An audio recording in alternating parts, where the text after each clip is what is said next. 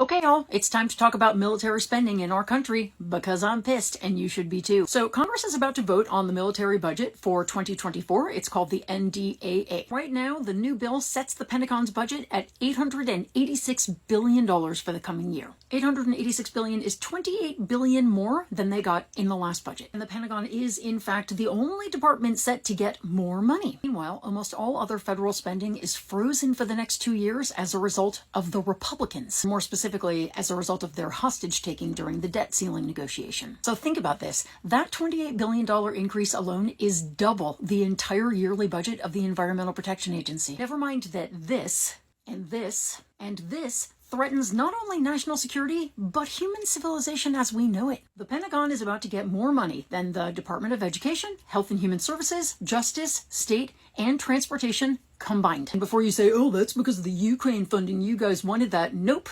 Aid to Ukraine has come from supplemental funding packages, not the Pentagon's base budget. This is not up for debate. We already spend more on our military than the next 9 countries combined spend on theirs, and that includes China and Russia. In fact, we spend roughly 10 times what Russia does. And worse, the Pentagon is a terrible steward of the money we give it. It is losing track of hundreds of billions of our dollars. In its most recent audit, which it failed, the Pentagon could account for only 39% of its $3.5 trillion in assets. P.S. It has failed its last 5 audits. Imagine if the EPA did that. So let's be clear, this country's choice to spend so much on the military is equally a choice not to provide health care, invest in early education, forgive student loans, address the climate crisis, or feed hungry children. All of which, mind you, Republicans say we can't afford to do. We can.